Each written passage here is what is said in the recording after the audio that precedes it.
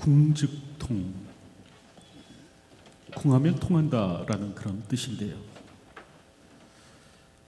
원래는 이제 궁즉변, 변즉통, 통즉구라고 해서 궁하면 변하고, 변하면 통하고, 통하면 오래 간다라는 그런 의미로 사용되었습니다. 이제 현재는 줄여서 이제 궁즉통이라고 쓰곤 하는데, 여기서 궁은 절박함을 말합니다. 한자로 궁은 구멍혈, 몸신, 활궁으로 되어 있는데, 구덩이 안에서 몸을 활처럼 휘어 웅크리고 누워있는 모습을 나타냅니다. 여러분, 사람이 얼마나 궁하면, 다시 말하면 힘들고 어렵고 갈 곳이 없으면 구덩이에 웅크리고 그렇게 누워 있겠습니까? 그럴 때 궁은 이런 이제 절박한 상태를 의미하는 것입니다. 그리고 이런 절박함이 있어야 통한다라고 합니다. 여러분, 절박해야 통합니다. 절박해야 기적을 낳는 것이죠. 우리가 알듯 그 몽골 제국은 인류 역사상 가장 넓은 영토를 거느렸는데, 푸른 군대라고 불렸던 이 징기스칸의 그 기마 군단은 유라시아 대륙을 종횡무진 누비며 여러 국가를 복속시켰습니다. 그럴 때 놀라운 점은요, 이 징기스칸의 병력은 10만에 불과했다라는 겁니다. 가장 많은 군사를 동원했을 때도 20만 명을 넘지 않았다고 합니다. 그럼에도 불구하고 당시 2억에서 3억에 달하는 그 유라시아 대륙을 점령했는데, 이런 경이로움 뒤에는 무엇이 있는가? 절박함이 있었다는 거예요.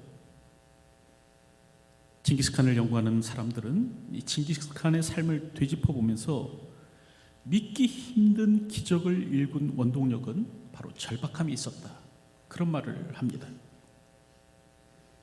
어린 시절 부족장이었던 부친이 독살된 이후 이 생사를 넘나드는 숱한 고비 속에서 만났던 그 두려움과 그 절박함이 결국 그를 강철처럼 만들었고, 결국 기적을 창출했다라는 것이죠.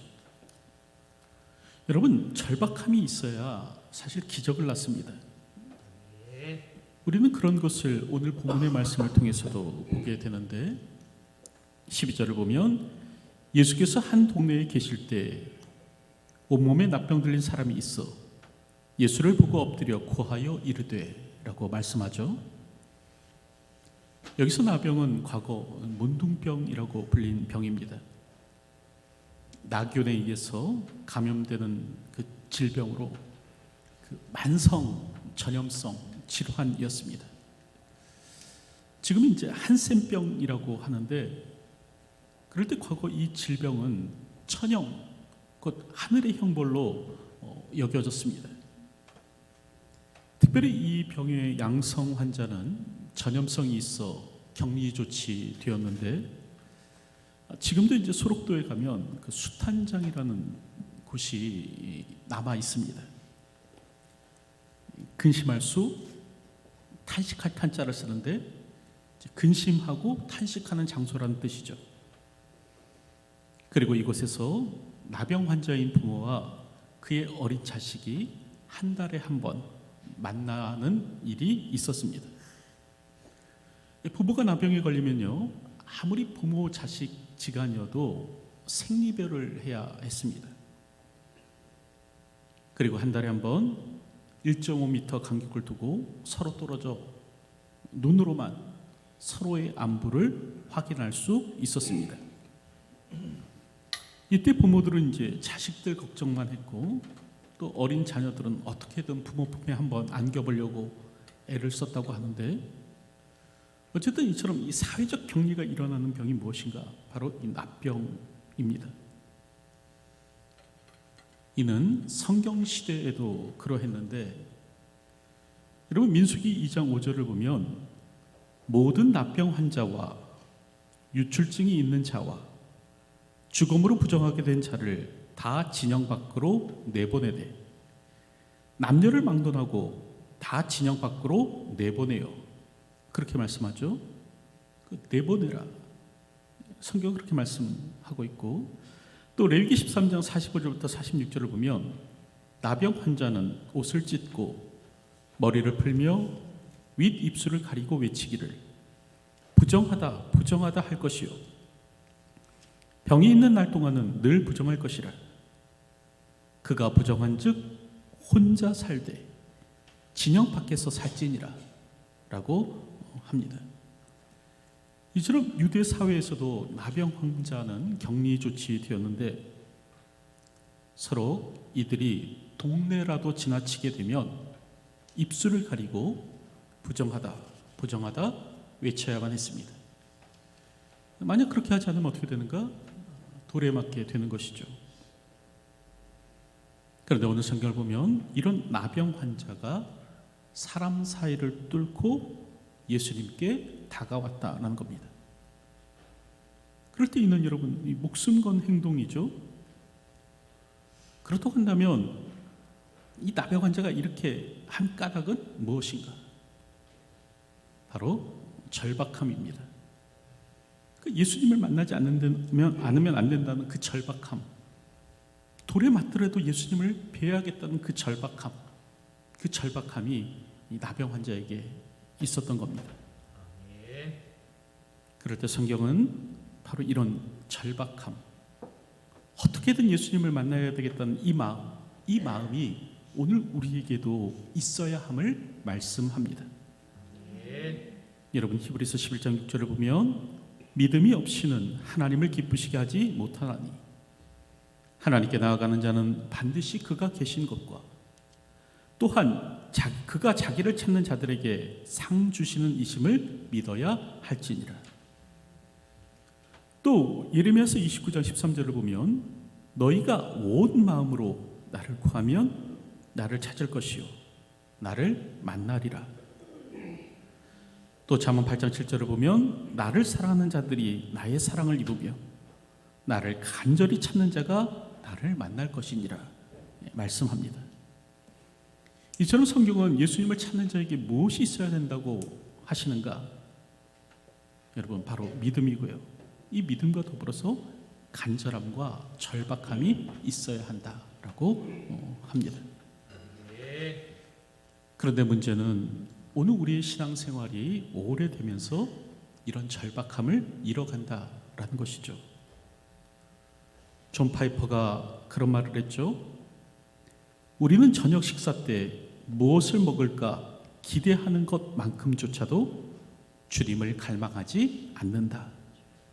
그런 말을 했습니다. 여러분, 절박함이 사라진다는 것은 영혼이 병들었다라는 증거입니다. 오늘 우리 안에 이 절박함이 사라진다는 것은 나의 영혼이 죽어간다라는 뜻이죠. 우리가 알듯 한때 소니는 세계 인류 기업이었죠. 세상에서 가장 혁신적인 기업이었습니다. 워크맨을 출시할 때만 해도 이 소니는 애플이나 구글보다 더 혁신적인 기업이었는데 이 워크맨이라는 이 엉터리 영어에도 불구하고 그 옥스퍼드 사전에 일반 명사로 등재될 정도로 대단한 기업이었습니다.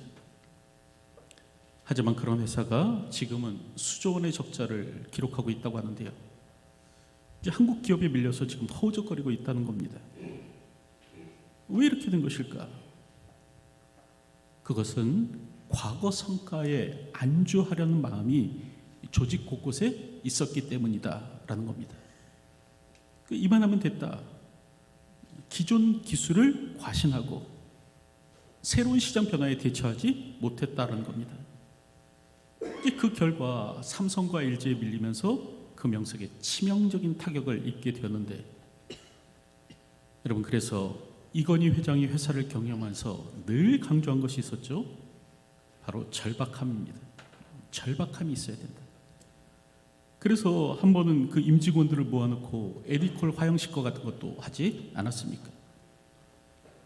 여러분 기업이 절박함을 잃어버리면 결국 위기에 빠집니다. 이는 우리도 그러합니다. 여러분, 오늘 우리도 영혼의 절박함을 잃어버리면 결국 병들게 되고요, 죽게 됩니다. 그러므로 오늘도 하나님을 간절히 찾을 수 있는 저희들이 되어야겠습니다.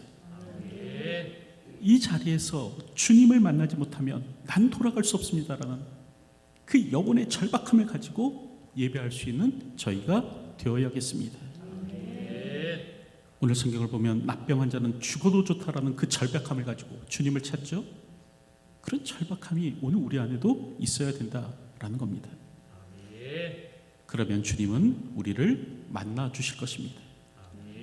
그러면 주님은 오늘 우리를 치료하여 주실 것입니다. 그러면 주님은 오늘 우리를 구원의 하나님으로 역사하여 주실 것입니다. 오늘 우리는 그러한 것을 오늘 본문의 말씀을 통해서도 보게 되는데, 나병 환자가요, 이런 절박함을 가지고 주님을 찾아왔을 때 예수님께서는 어떻게 하시는가? 첫째로 예수님은 그를 만져주십니다. 그래서 41절 보면 예수께서 불쌍히 여기사 손을 내밀어 그에게 대시며, 그렇게 기록하죠. 그런데 여러분, 납병 환자에게 손을 대는 것, 이것은 율법이 금한 행동이었습니다. 그 율법에 따르면 이 부정 환자에게 손을 대면 그 사람 역시도 부정케 된다라는 것이죠. 하지만 예수님은 나병 환자에게 손을 대십니다. 여러분, 그럴 때 어떤 일이 일어나는가? 예수님께서 부정케 되시는 것이 아니라 나병 환자가 깨끗함을 얻게 되더라라는 겁니다. 나병이 그 사람에게서 떠나가고 깨끗하여 진지라. 여러분, 오늘 우리 예수님은 율법을 만드신 분으로서 오늘 본문을 보면 예수님은 그 율법의 규정을 뛰어넘어 행동하십니다. 오늘 성경을 보면 오히려 부정한 것에 손을 대사 깨끗게 하여 주시더라라는 거죠. 예수님은 율법의 조항에 따라 사람을 멀리하지 아니하시고 병든 자를 받아주시고 품어주시고 고쳐주시더라라는 겁니다. 아무리 더럽고 추한 모습으로 나왔을지라도 맞아주시고 받아주시고 환영하여 주시더라라는 거죠. 그러므로 오늘 우리 역시도 있는 모습 그대로 주님 앞에 나아갈 수 있어야 됩니다. 여러분, 오늘 우리가 예수님께 나아갈 때 고상한 척 할 필요 없어요. 있는 척, 가진 척, 배운 척 할 필요 없습니다. 있는 모습 그대로 주님 앞에 나와도 좋습니다. 상하면 상한 대로, 병들면 병든 대로, 실패하면 실패한 대로 주님 앞에 나올 수 있습니다. 여러분, 심지어 오늘 우리가 죄 가운데 있을지라도, 범죄하였을지라도 오늘 우리는 주님 앞에 나아가면 됩니다. 특별히 죄는 참으로 무서운 겁니다. 나병과 같은 건데요. 여러분, 사람이 나병에 걸리면 어떻게 됩니까? 그 피부 신경이 망가지죠. 그러면서 열기, 또 냉기, 해로운 자극을 인식하지 못하게 됩니다. 칼에 베어도 아픈 줄 모르고, 또 뭐 뜨거운 물에 손을 넣어도 뜨거운 줄 모르는 거죠. 그리고 이런 이제 결국 이런 무신경 때문에 그 노출된 피부나 손가락이나 발가락 등이 상처를 반복해서 입고, 이처럼 이제 적절히 잘 보호되지 못하다가 결국 썩게 됩니다. 악취가 나고 진물이 흐르고 이제 그러다가 떨어져 나가고 하는데, 여러분, 그럼에도 불구하고 환자는 아픈 줄을 모르는 겁니다. 그런데 죄가 이 나병과 같은 겁니다. 죄는 영혼의 민감성, 영혼의 감각을 앗아갑니다. 이제 그러다 보니까 이 죄를 지어도 이걸 죄로 여기지 않게 되는 거예요. 죄로 인해서 영혼이 너덜너덜하게 되어도 아무런 고통을 느끼지 못하게 됩니다. 그리고 이제 영혼은 점점 죽음에 이르게 되는데, 그럴 때 우리 인간에게는 누구나 이런 질병이 있습니다. 죄를 죄로 여기지 않는 심각한 질병이 우리 안에 있는 것이죠. 그러므로 우리 역시도 빨리 주님을 찾고 간절히 주님 앞에 나아갈 수 있어야 됩니다. 오늘 우리도 납병 환자의 그 간절함을 가지고 주님 앞에 나아갈 수 있어야 되는 것이죠. 여러분, 예수님은 우리를 만지시는 분이십니다. 우리를 만지사 부정한 모든 것에서 우리를 깨끗게 하여 주십니다. 심각한 영혼의 질병이 있을지라도 율법을 뛰어넘는 사랑으로 오늘 우리를 회복시켜 주십니다. 오늘도 이 예수님을 간절히 찾으시는 분들이 되시기 바랍니다. 오늘도 이 예수님을 절박함으로 찾으시는 분들이 되시기 바랍니다. 사실 오늘 우리는요, 납병 환자와 같이 아주 절박한 상황 가운데 있거든요. 그럼에도 불구하고 많은 이들이 주님을 찾지 않죠. 그러나 오늘 우리는 예수님을 간절히 찾고 구하는 사람이 되어야 합니다. 그럴 때 둘째로요, 예수님께서는 그를 고쳐 주십니다. 오늘 보면 42절을 보면 곧 납병이 그 사람에게서 떠나가고 깨끗하여진지라, 그렇게 말씀하죠. 당시 납병을 천형으로 여긴 것은 고칠 방법이 없었기 때문에 그렇습니다. 그러니까 격리시키는 것 외에는 뭐 다른 방법이 없는 거예요. 특별히 납병에 걸린 사람은 천천히 죽어갔습니다. 그 주석가 윌리엄 바클레이에 따르면 예수님 당시 이 문둥병에 걸린 사람은 보통 이제 9년의 세월을 살다가 죽었다, 그렇게 말을 합니다. 마치 썩은 사과처럼 서서히 사람을 죽음으로 인도하는 병이 바로 납병인데, 오늘 성경을 보면 예수님께서 이 납병 환자를 고치십니다. 특별히 원하시면 저를 깨끗게 하실 수 있나이다 라는 그 신앙의 고백을 들으시고 고쳐 주십니다. 여러분, 여기서 원하시면 저를 깨끗게 하실 수 있나이다, 이 말은 여러분 아름다운 신앙의 고백인데요, 이 말은 사실은 예수님을 그리스도 하나님의 아들로 고백하는 겁니다. 여러분, 메시아와 하나님의 아들이 아니고서 누가 이 같은 일을 할 수 있겠습니까? 구약 성경을 보면 납병 환자가 고침을 받은 예가 몇몇 나오는데, 여러분, 첫째는 이제 모세의 누이 미리암이죠. 미리암이 모세를 비방한 겁니다. 그러다 결국 그녀의 몸에 문둥병이 생기는데 하나님께서는 모세의 기도를 들으시고 미리암을 고쳐 주십니다. 둘째는 아람의 군대 장관 나아만인데, 나아만이 문둥병에 걸리죠. 그러자 이스라엘의 선지자 엘리사를 찾아갑니다. 그리고 그의 말대로 요단강에 7번 몸을 씻고 깨끗게 되는데, 여러분, 이처럼 구약 성경을 보면 그 납병이 치유되는 그런 몇몇 예가 기록되어 있습니다. 그럴 때 누가 이 같은 일을 하셨는가? 하나님께서 하셨다는 거예요. 그런데 구약의 하나님께서 하셨던 일을 예수님께서도 하실 수 있다라고 지금 납병 환자가 고백하는 겁니다. 원하시면 저를 깨끗게 하실 수 있나이다. 여러분, 이 말은 예수님께서 하나님께서 보내신 그리스도시요 하나님의 아들이라고 그렇게 고백하는 것이죠. 그럴 때 예수님께서는 이 신앙의 고백을 듣고 저를 고치십니다. 이처럼 우리 예수님은 어떤 분이신가? 우리를 치료하시는 하나님이십니다. 우리의 관절과 골수와 뼛속까지 침투하여 오늘 우리의 모든 것을 다 파괴해버리는 그 무서운 질병조차도 고치실 수 있는 분이 우리 주님이시죠. 여러분, 성경의 분명한 메시지가 무엇인가? 예수님은 우리의 치료자 되신다라는 겁니다. 그분은 우리를 고치시는 분이시라는 거예요. 그럴 때 오늘 본문을 보면 여러분, 60만이 아니죠.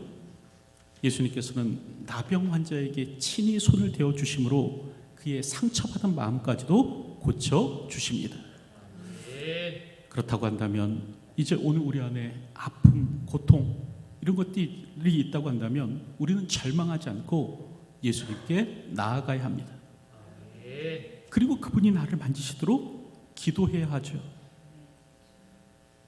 나병 환자에게 임했던 그 은혜가 오늘도 내게 임하게 하여 주시옵소서. 여러분, 기도할 수 있어야 되는 것입니다. 특별히 그렇게 기도할 때 하나님의 주권을 인정할 수 있는 분들이 되시기 바랍니다. 그 나병 환자와 같이요, 원하시면 그렇게 고백할 수 있어야 되죠.